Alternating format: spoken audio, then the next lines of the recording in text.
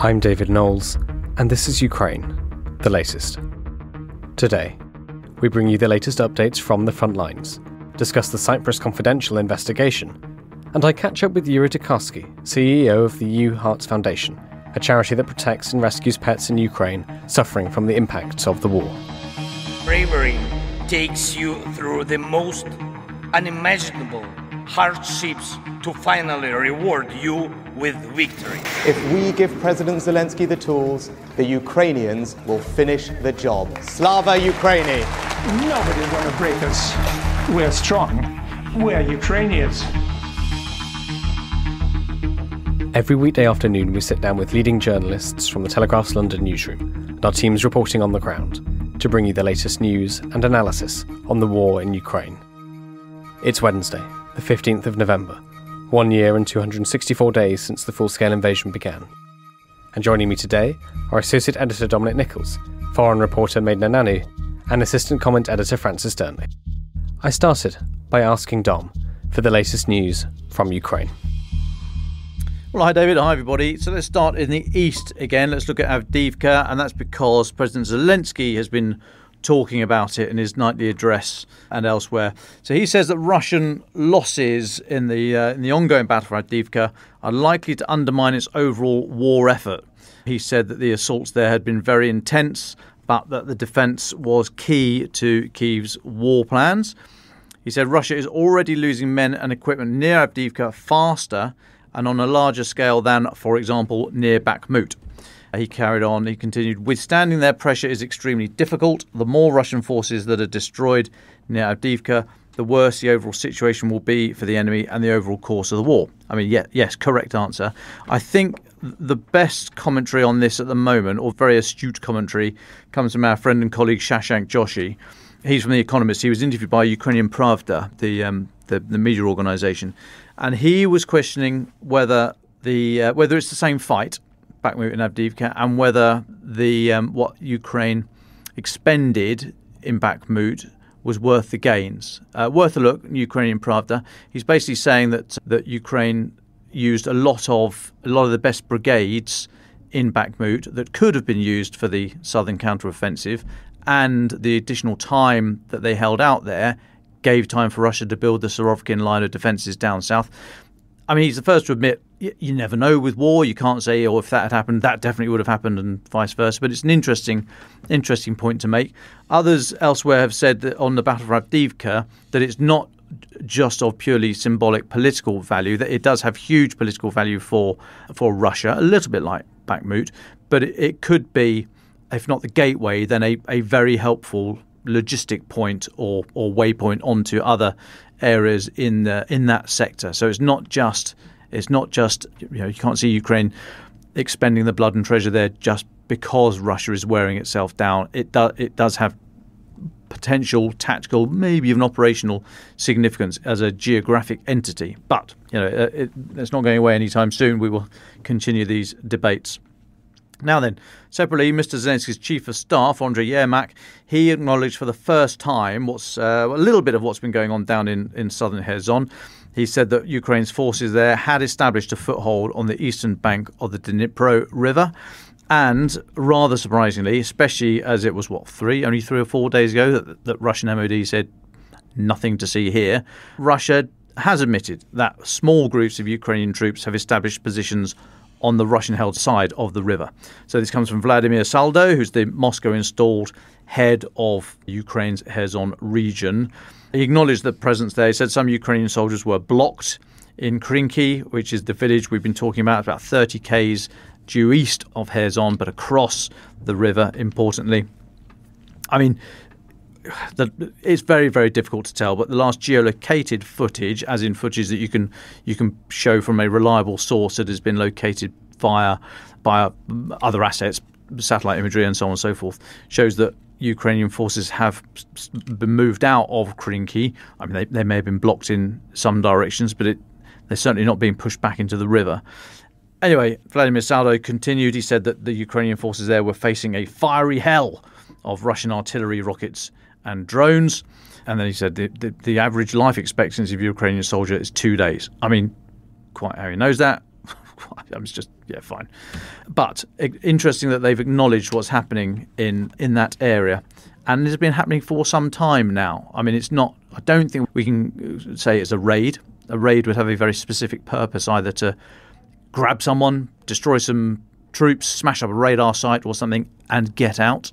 I think this is more than that. There's been suggestions of armoured vehicles being moved across. We don't think anything as heavy as main battle tanks. You're talking there maybe 40, 50, 60 tonnes.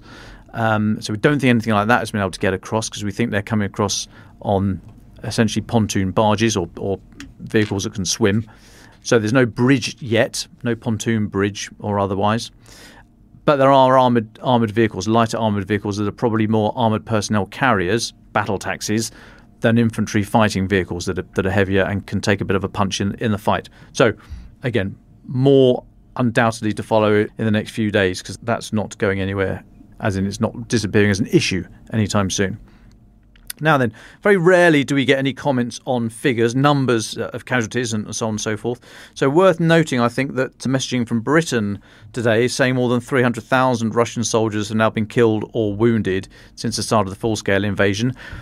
Numbers from Ukraine have topped that recently. In the last few days, I think they're up to 310,000, but we're not sure how they're counting it. Killed, wounded, missing, taken prisoner.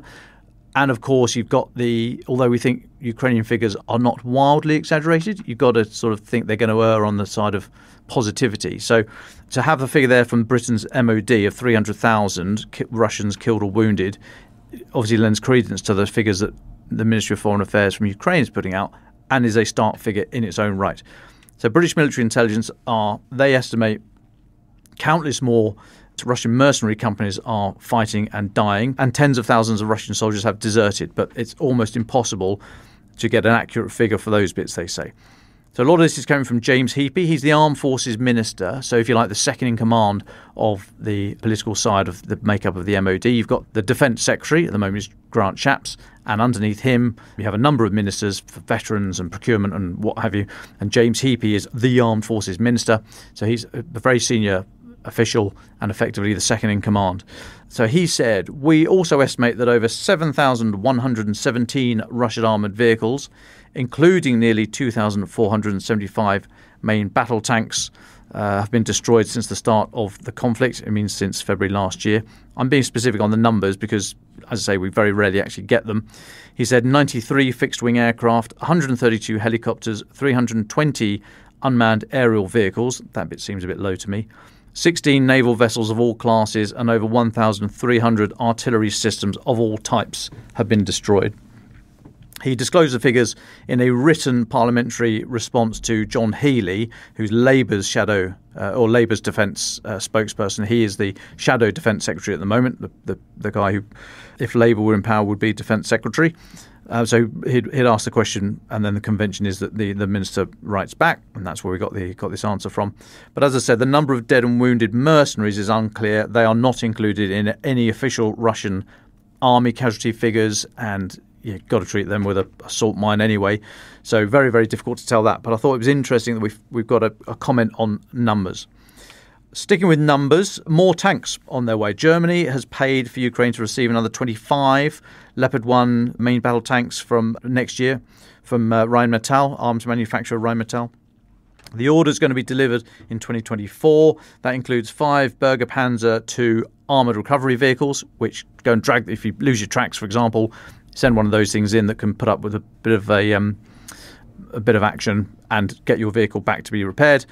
And a couple of driver training tanks, which you also need. Driver training tanks, effectively, is the hull without the turret. So you train on the gun separately, then you learn how to drive it, and then you sort of put the two together. So the driver training vehicles, you don't generally have the gun on it. It's too complicated. It's cheaper to produce driver training tanks than use actual tanks just for driving around.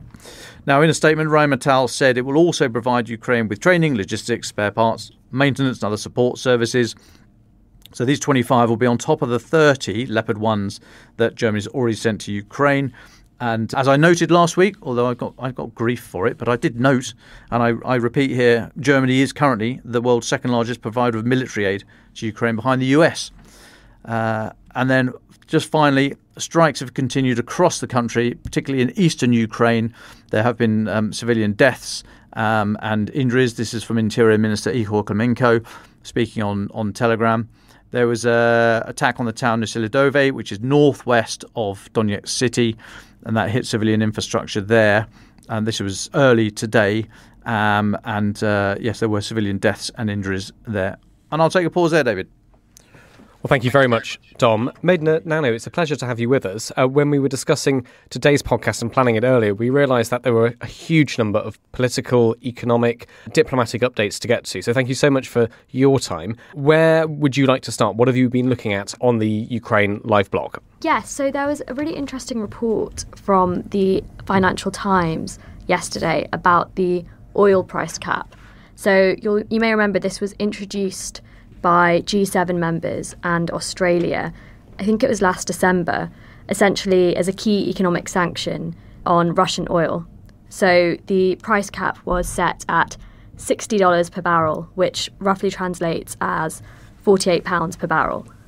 However, the newspaper found that the cap is largely meaningless, and Russia has routinely bypassed this sanction, and it's actually returned to its pre-war levels of $80 per barrel. So in effect, it's been able to get around one of the key economic sanctions placed on it. And one senior European government official told the paper that they're just going to have to toughen up and there's no appetite for letting Russia continue doing this. Well, thank you, Maiden. Let's move to the border between Finland and Russia. This is quite an involved and developed story. Can you talk us through it? Yeah, so this is a bit of an ongoing row between the two countries over the border crossing. So Finland has accused Russia of turning somewhat of a blind eye to undocumented migrants crossing its border. It's claimed that Vladimir Putin is trying to destabilise the country. And so I think yesterday we had some comments from the Finnish Interior Minister who said that numbers have increased significantly in a short period of time. And they said that since August, there has been an increasing number of migrants originating from the Middle East and Africa. The Finnish Prime Minister said this seems like a deliberate decision and they want to take care of the security of their border. And today, Russia has responded to that, saying it deeply regretted Finland's move to consider closing its border crossing. And Maiden, finally, can you talk us through, you sent this to me and it's really fascinating and a little worrying, a major new global poll looking at attitudes to sort of global attitudes to everything, really, but there are some specific Ukraine-related topics that jumped out at you. Can you talk us through this poll? Yeah, so this is a new survey from the European Council on Foreign Relations, and it's pulled data from 21 countries. It's got some very reputable authors, Timothy Garton-Ash, Mark Leonard, Ivan Krastev, and it looks at 11 European countries, as well as China, Russia, India, the US, etc. And yeah, as you say, there are some quite stark findings in it. So one which I thought was quite interesting is that outside of the West, there is little appetite to support Ukraine for the long term. And so of those surveyed, 48% in China said that this was a prevailing view, and 46% in Saudi Arabia as well. And for those outside the West, again, the conflict in Ukraine is viewed, or appears to be viewed, as a proxy war between the US and Russia.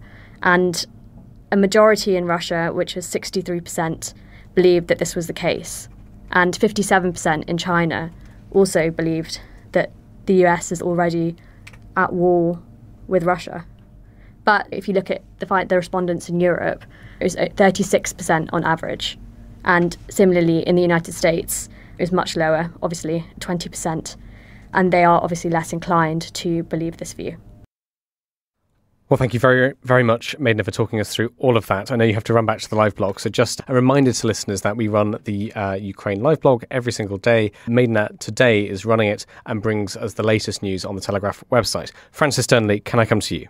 Well, thanks, David. I'm grateful to Maiden for covering those stories, as it's enabled me to get my teeth into a huge investigation by the International Consortium of Investigative Journalists and others into Cyprus, the island country at the east end of the Mediterranean near Turkey, Syria and Lebanon. And it's seemingly becoming a base for dirty money and for wealthy individuals to evade sanctions, including, but not specifically, those enabling Putin's regime. So to quote from the summary of this investigation, the product of an 8-month project, Cyprus Confidential explores Russia's long-standing hegemony over Cyprus's deeply intertwined worlds of politics and finance. It explains how the mighty European Union has failed to exert authority over Cyprus, an EU member state, or to rein in a banking system bloated by illicit money. It illustrates how, as Russia invaded Ukraine, Big Four accounting giant PwC Cypriot unit helped Russian oligarchs shuffle their riches and undermine Western sanctions designed to cut off Putin's war funding. As Western nations have increasingly used financial sanctions to block the flow of money that other governments use for hostile purposes, Cyprus became a cloak and dagger financial battleground. Now, the ICIJ assembled a team of more than 270 journalists from 54 countries and provided access to leaked records from the mid-1990s all the way up to April last year, including, they say, confidential background checks, organisational charts, financial statements, bank account applications and email messages, the full whack. And on Russia specifically, they found that the Cyprus professional services firms there were working on behalf of 25 Russians who came under Western or Ukrainian sanctions after the annexation of Crimea in 2014, then found an additional 71 Russian clients who have come under sanctions since February 2022, bringing the total to 96 sanctioned individuals. Now, they dive deeper. Among the 104 Russian billionaires Forbes magazine identified this year, 2/3, so that's about 67 individuals, also appeared in Cyprus Confidential documents, along with family members as clients of the island's professional services providers. So in short, the investigation has found that an EU member state has been a massive financial hub for Putin's Russia, enabled by Western companies. Now, I mentioned it's especially damning for one in particular, and that is the global accounting firm PwC, which is alleged to have put into its Cypriot office, and its 1,100 employees at the service of Putin's allies amid the invasion. So the project provides an in-depth look at how PwC helped one of Russia's richest industrialists transfer a $1.4 billion investment out of his name in a bid to elude sanctions. It also found that PwC Cyprus worked with at least 12 of the 25 Russians who were already subject to sanctions prior to the invasion.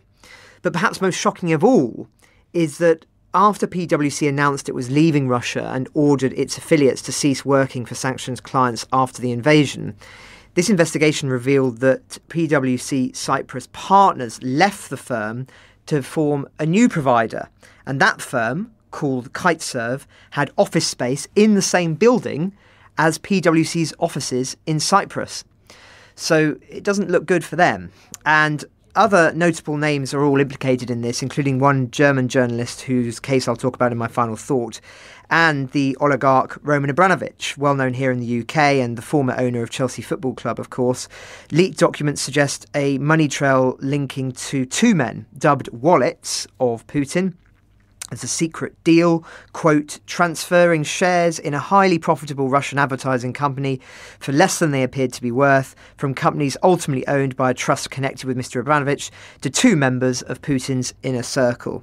And they're said to have in return received millions of dollars in dividends. The BBC's been looking into this and say Mr. Abramovich has not yet responded for requests to comment. But if you want to read more on that story in particular, recommend going onto the BBC website. Now, the government of Cyprus has responded to this investigation today, vowing to tighten controls on its financial sector.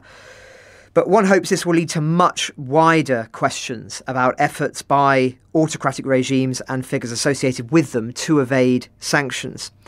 This report also looks at Syrians and many others who funnel dirty money into the country. And really, such a huge investigation warrants more than a day's news coverage. I highly recommend listeners to read the various different stories that are coming out of this investigation. No doubt there will be more. And as I say, it has major implications, I think, to the broader conversation we're having at the moment about what can be done on the question of sanctions, because evidently there are just too many gaps, too many loopholes that are enabling Putin's oligarchs and other figures around him to profit and indeed to fund the war as well. But in other news, further to what Maidner has covered, Jens Stoltenberg, NATO Secretary General, has acknowledged that Ukraine is in a difficult position amid Ukraine's stalling counter-offensive, but has emphasised that Russia cannot be allowed to win the war. To quote him in full, the situation on the battlefield is difficult, and that just makes it even more important that we sustain and step up our support for Ukraine, because we cannot allow Putin to win. Ukraine must prevail as a sovereign, independent nation in Europe, and it's in our interests to support it. But, of course, critically, what that stepping up tangibly looks like remains the key question, and weapons support. And the nature of that weapons support is especially on the Ukrainians' minds at the moment, I think. Now, staying on the EU, particularly, listeners will be familiar with Kaja Kallas, the Estonian Prime Minister, and one of Kyiv's most vocal supporters on the world stage. We've speculated in the past about her name being touted as a possible future Secretary General of NATO, though this seems to have been rejected when there were those conversations taking place earlier in the year as being a possibility for the same reason that Ben Wallace was believed to have been rejected, namely for being too uncompromising, too hawkish. But she has now proactively said that she would like to be considered for the job once Jens Stoltenberg steps down. So she was speaking at a Politico conference in Washington and responded unequivocally yes when she was pressed on whether she would like to be considered for the role. Previously, she's been much more hesitant to publicly put her name forward. But as I say, her hawkish stance may be too much of a deterrent for some members of the alliance, not least the US. But she speaks for many in the Baltic states who do believe that a firmer stance is essential with regards to the war in Ukraine. Now, I'll just add that other names are being mooted, Mark Rutte being one, and also David Cameron, the new Foreign Secretary here in the UK, who obviously came as a huge shock. We covered it earlier in the week, but it would mean that he fills some of the vital categories that supposedly have been put forward, which would namely being a former Prime Minister, head of a nation, as well as, of course, being proactive in the foreign affairs space, which he will be presumably for the next year. So no guarantees, of course, that will happen, but I think it's fair to say that Britain may well advocate for him being put forward as a possible candidate. And just lastly, David, according to the Financial Times, Ukraine has at last reached a deal with global insurers to provide affordable cover to ships carrying grain and other critical food supplies from its Black Sea ports. This is a big moment for those of us following the grain deal's collapse closely. It solves one of the biggest impediments Kyiv has had, providing financial security that will enable companies to be willing to sail in dangerous waters. So this new public-private partnership was announced yesterday, offering up to 50 million each of hull and liability insurance from Lloyd's of London firms for ships carrying agricultural commodities, providing so-called war risk cover in case of losses coming from the conflict. Could this be the key to properly unlocking the Black Sea ports? It's too early to say, I think, but evidently solutions are being worked out that may make the restoration of a deal with Russia unnecessary in the short and long term. So watch this space. But that's where we are, David. Well, thank you very much, Dom Francis and Maidner. Are there any final thoughts? Dom Nichols, can I start with you? Yeah, thanks, David. I wasn't here yesterday. Had an emergency lunch. I had to go and attend.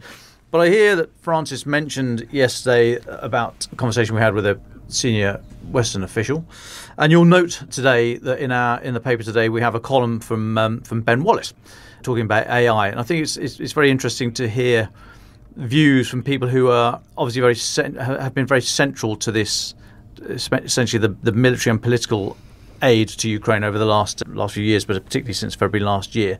Particularly when they feel slightly less shackled by sort of collective responsibility, and they're able to make their points. And so I think whether or not you like the man's politics, I think he's a sensible voice or a way of thinking about some of these things. And as I say, now he's somewhat freer to speak. It's worth paying attention.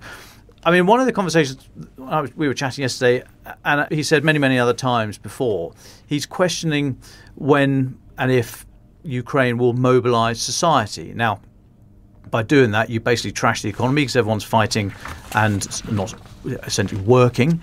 But as he said, this is an existential fight. And in 1940, when Britain stood alone against Nazi Germany, no one was worried then about trashing the economy if you're in an existential fight. It took us until 2005, I think, to pay off the Second World War. So, these are big decisions, obviously. But if it is the existence of your country, then these are some of the decisions you have to take.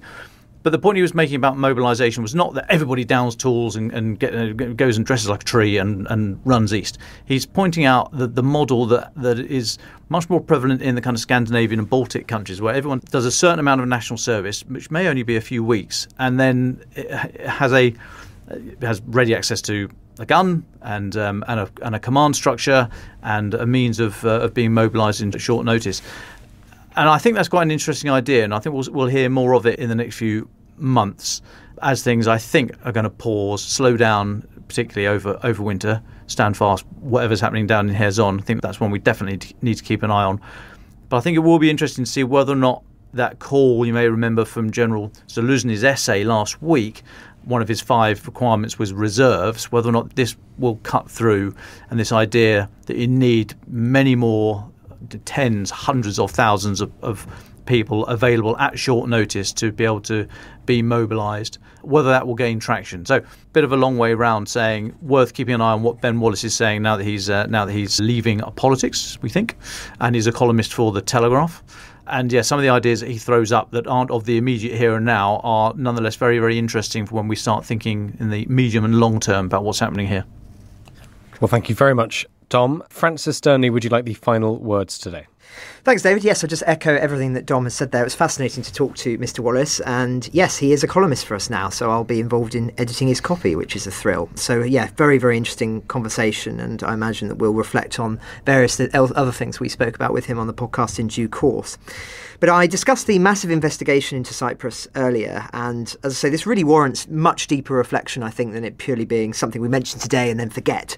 One of the other revelations to come out from it, as reported by The Guardian, is that a leading Western journalist, long considered one of Germany's top independent experts on Russia, received at least 600,000 euros in undisclosed offshore payments from companies linked to an oligarch close to Putin. This is Hubert Seipel. He's an award-winning filmmaker and author, and was, to quote The Guardian, paid money in instalments, which documents suggest was to support his work on 2 books, Putin, Interviews on Power, and a 2021 title, Putin's Power, Why Europe Needs Russia, which he wrote to chart Putin's rise to power and offer portrayals described by many, including historians, as sympathetic to the Russian president. This is already causing anger in Germany, which has, as we know and has covered many times, come under heavy scrutiny and criticism for its political and business elites' apparent ties to Russia, including, of course, its former Chancellor, Gerhard Schröder. But I think this is also a moment to reflect much more deeply beyond Germany, if I may say. I think it barely scratches the surface of what's been happening not only in journalism, but also particularly in academia. And I've spoken to many academics off the record, as it were, who expressed their concern that there have been subtle attempts to essentially infiltrate academia, in the sense there have been many individuals who have been receiving funding from rather shady-looking companies or writing reports for individuals that are on subjects that are in some way helpful to Russia and other autocratic regimes too, that even if they believe there is sort of this freedom to write what they like, the editing is under another person's control, but also the very subject will be on something which is helpful to Russia or to, as I say, another regime. And so I think this is something that there needs to be much closer scrutiny of, far beyond just one country, one individual. This has been something that has been happening at quite a deep level, I think, for a protracted period of time. And there need to be very serious questions that are asked within many universities and many other journalistic outfits too, about where money is coming from with regard to reports that people are being asked to write. And as I say, the huge work that's been put together by the entities behind the Cyprus investigation show the value of what free journalism and free research looks like in terms of exposing fraud. But the darker side of what has been going on for many years, within the universities particularly, is funding coming from outside entities, which is leading to investigations of a very different ilk that are not built on the principles of freedom of expression and freedom of research, but are essentially outfits for being used to attack or critique the West in a very negative sense. So I just mentioned that to say it's something I think that we need to look into more deeply rather than just one individual. And if there are any academics who are listening to this who would like to talk to me about it, I recommend that they reach out either via our usual email or via Twitter. So thank you very much. Thank you, Dom, Francis and Maidner. Last week, I had the opportunity to catch up with Yuriy Tokarski, CEO of the Uarts Foundation.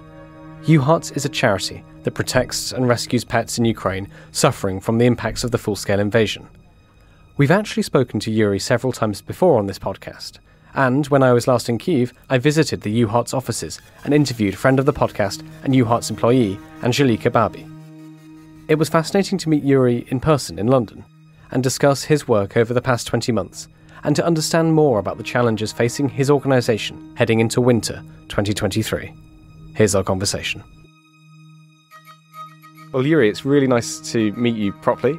Thank you so much for coming into the Telegraph offices. Just for our listeners, would you introduce yourself again and tell us about your foundation? Thank you, and thank you for having me again, David. So my name is Yuriy Tokarski, and I chair the Uarts Foundation, and we work to help pets and animals suffering from the war in Ukraine. We've spoken quite a few times on this podcast over the past 19, 20 months about your work. How has it changed in that time? What new things do you find yourself doing, and what challenges remain for you and your colleagues? Well, I think, David, the most important part is that we shifted from mentality of a sprint to that of a marathon. Now we understand that we are in this situation for a much longer run than we had hoped. And that means that we have to more carefully plan our resources, also to look for more mid- and long-term commitments from our partners to keep doing what we are doing, helping animal shelters, helping volunteers who are rescuing cats and dogs from the front lines, helping them with the medical treatment, vaccinations, spay and neuter. So shift more from the short-term perspective of disaster response to more a long-term perspective of helping the welfare of animals in the country in general. How have you found it in terms of raising money? We know the idea of war weariness has been talked about a lot in the past few weeks. Is it something you're seeing in terms of donations, in terms of interest from people outside of Ukraine? Yes, we see that happening too. Also, we see that people's minds tend to shift to other regions of the world, to other crises, and that's only natural. And for us, it's a challenge, of course, in this marathon situation to maintain that level of interest and that level of support to what we are doing.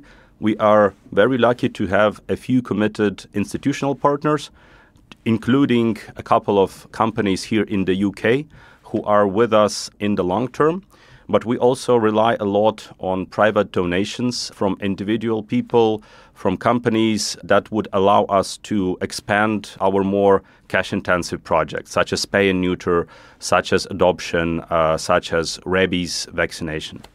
Are you still finding, are you finding the number of animals you're helping in Ukraine, has that gone up or gone down in the past 19 months? I mean, you mentioned you've shifted from a disaster response to a sort of more marathon, more long term. So is the demand still really high? How's that changing? Yeah, what's changing is the geography of the aid, the focus of our support.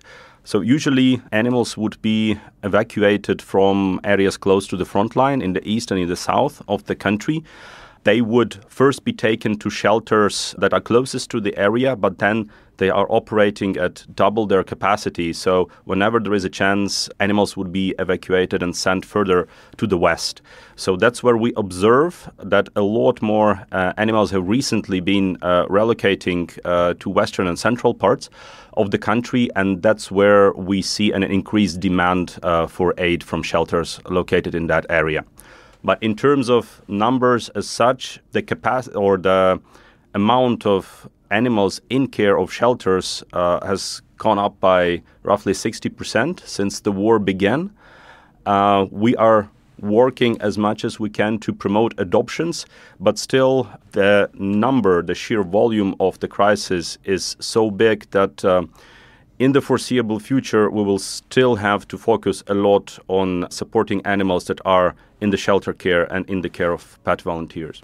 You mentioned adoptions. When people are adopting from your foundation or from others, where are they coming from? Is it usually inside Ukraine, or is it Western Europe or further afield? We have a couple of cases where adoptions would go abroad, but mostly they come from within Ukraine. We support several shelters with an initiative that's called Adoption Days, where they would showcase their animals that have been prepared for adoption during one or a couple of days, where everybody can come visit, take a look, and a lot of people are already walking out with their new family member from there. So the majority of adoption cases are still happening inside Ukraine. What have you learnt doing this work for the past 19 months? Is there stuff that you've discovered about the industry, about the animals themselves? I would say incredibly resilient people, incredibly resilient animals too. Pets and animals tend to suffer from the war in a way that they cannot express verbally or directly, but the effects on them tend to be, in many cases, much more severe on their psychology, on their behavior. The post-traumatic stress is, in many cases, much more severe than for humans, because animals do not understand what is happening around them. They are just scared. So it has been incredible to see the amount of efforts people are putting into the welfare of animals as well. In the situation where we have thousands and dozens of thousands of people affected by the war who need support, who need psychological rehabilitation, the fact that initiative like ours can rely on volunteers who invest their time to rehabilitate and to support the animals is simply incredible.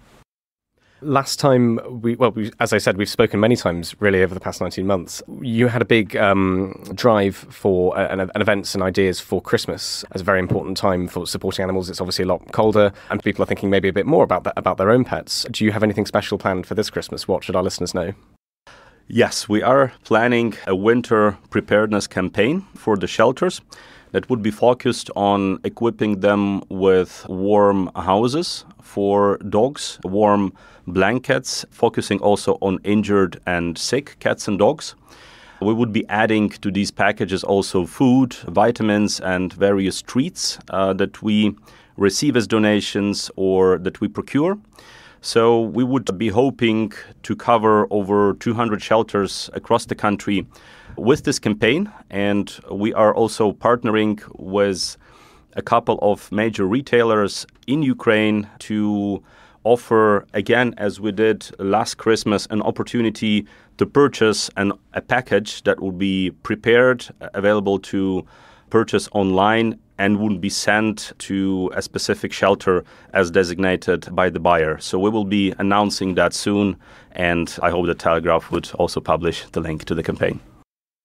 Before, of course, we've spoken about certain case studies. Would you like to tell us about any of the animals that your foundation has helped that particularly stick out in your mind that you remember? And I guess it'd be interesting to hear a bit about their stories. I mean, as you said, it's a marathon now, not a sprint. So what is their story over the months? Where are they now and how have they rehabilitated? We have a lot of cases where the animals that are rescued from the streets are injured because they are not prepared to live on the streets and provide for themselves. In many cases, we would have animals who would be pregnant and would be close to giving birth and still injured. And these very complicated cases that require immediate treatment, a lot of resources to be put together, from evacuation to finding a proper clinic to arranging a quick surgery with a positive and happy outcome for everybody, are the best that we get to encounter. There was a dog that I remember very well, rescued from the Kherson area when the flooding happened as a result of blowing up the Novakhovka Dam a couple of months ago.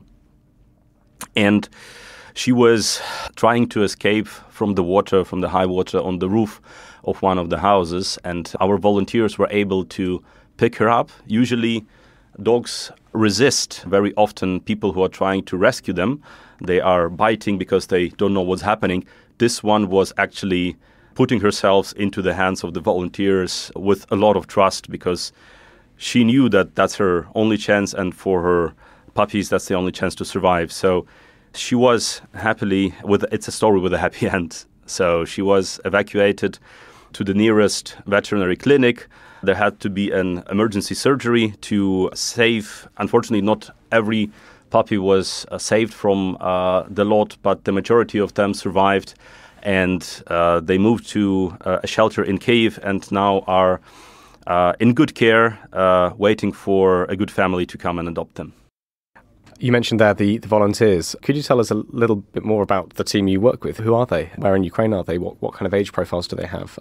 We work in the offices in Kyiv and in Lviv, the capital, and the major city in the west of the country. And we have regional coordinators spread in the east and in the south of the country.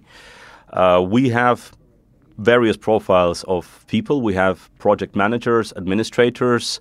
We have people who take care of logistics. We have people who are veterinarians by profile, by education, by work. What unites them all is that they are passionate for pets, passionate for animals. And even if they have different backgrounds, it's something that is always defining their attitude to do good. And that's also a wonderful thing, because it's a very emotional industry. It's loaded with emotions, not always positive, because you are working often in the middle of the crisis, and it takes toll also on people. So we did have cases where we had to give a lot of people rest, some space to recover because of the burnout. And they always come back to us, because this is also such a rewarding area where you can see your results, where you can see the results of your work in a very short period of time. So I'm very proud of my team.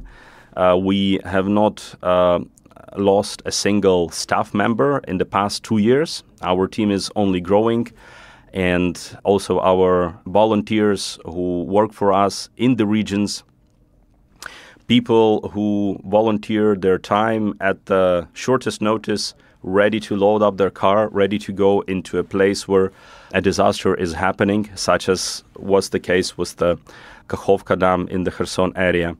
It's amazing to see, really. I'm very proud of them.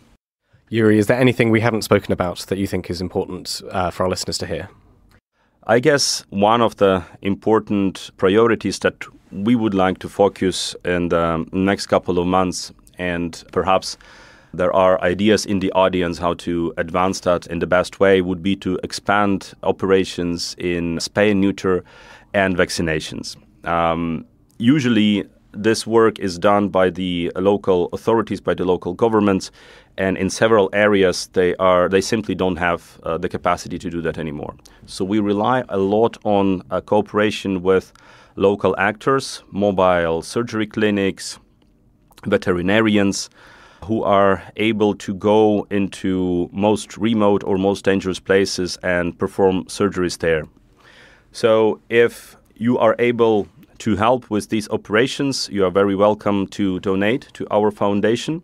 If you know of groups who are doing this kind of work, volunteer work in the UK or elsewhere in the world, and would be ready to and willing to come to Ukraine, we would be very happy to partner up on that.